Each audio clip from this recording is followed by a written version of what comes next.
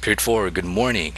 This is your fourth Flip the Classroom video set, and this is for Monday, April 23rd, 2012. The goal for this lesson is to simplify terms in Software X. We've been doing that a lot, but now our answers are going to contain imaginary numbers. So before we go into the 5 examples, let's introduce imaginary numbers, what they are. Maybe you've seen them before, maybe not. So let's start off with radicals. So let's start off with radicals first.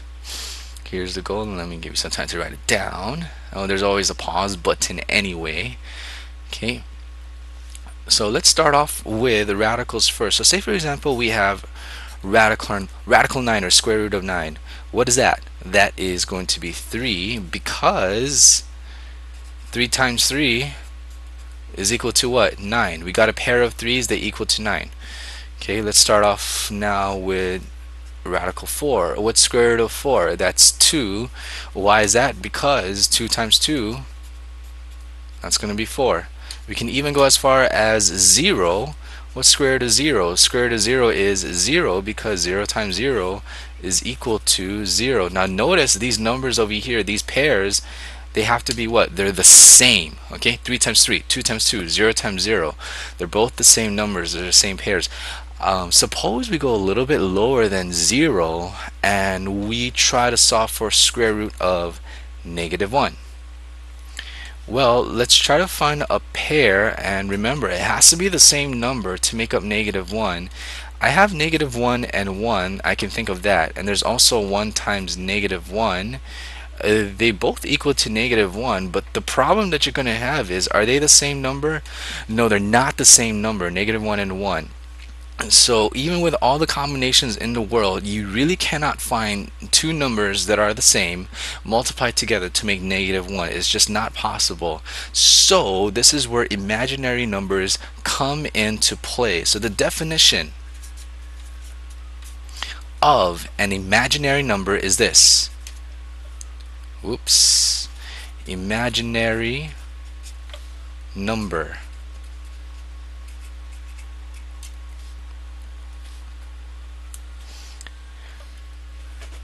We are going to have the letter I. That symbolizes imaginary number. Your I means that it is equal to square root of -1. Because we've tried solving for -1, it just does not work. So we need to label every time we see a square root of -1 or radical -1, we convert that into I. So this is your definition of an imaginary number, just because we cannot do square root of -1. So let's already start with example number 1.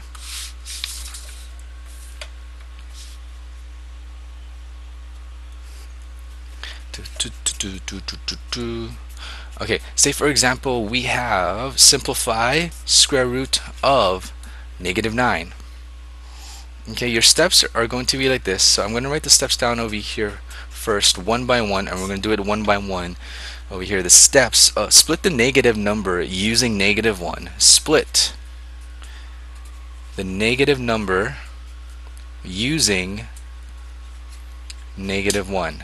Split the negative number using -1. This is what I mean. We're going to split the square root of -9 into like this. This is going to be -1 times 9. Okay, -1 times 9, that's -9. Alright, next step now is to break that single radical into two radicals. And then afterwards you are going to simplify. Okay. Now that you split it up into -1 and 9, we're going to just break it up into 2 and then simplify for both. So let's do that. Let's break this one up into radical -1 times square root of 9. Remember what radical of -1 was. What was the definition of that? Every time we have a radical of -1, square root of -1, we are going to replace that with I. Okay, so every time you see a radical -1, we're going to replace that with I, times, what is square root of 9? Square root of 9 is 3. 3i. So every time you see i's also, you just treat it as if it was a variable. So we're going to rewrite this as 3i. This is your A and S for example number 1. So let's repeat that steps one more time. Break up split the negative number using -1. So -9 is -1 times 9. Split it up into two radicals, and then after that simplify. Every time you see a radical of -1, make that into an I. Treat it as a variable, so you have 3I. Let's do example number 2.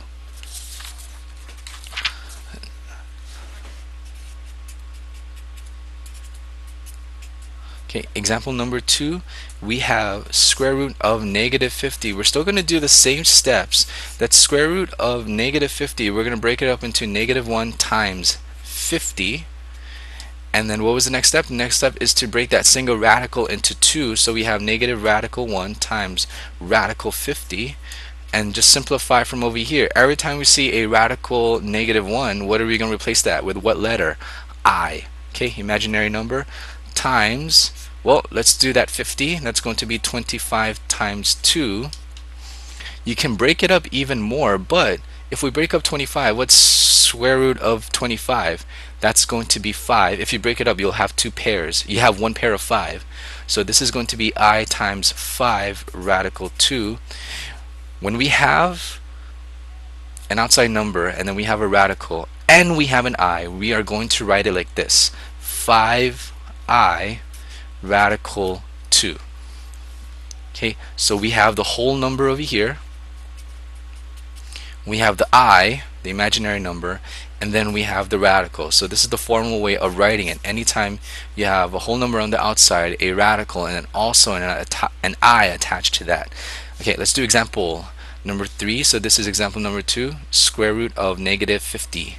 And the answer to that is 5I radical 2. Let's do example number 3 now.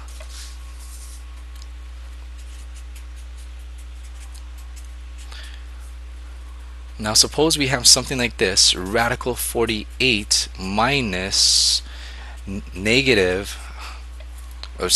radical 48 minus radical -28, or square root of -28.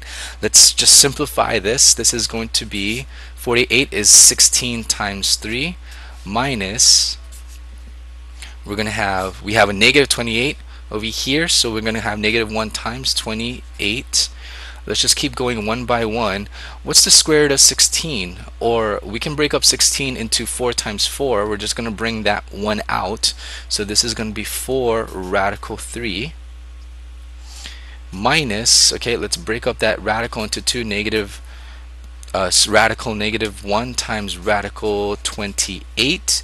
This is going to be 4 radical 3 minus, every time we see radical of -1 or square root of -1, this is going to be I times 28. We can break that down into 4 times 7. This 4 over here, it's 2 times 2, or square root of 4 is 2.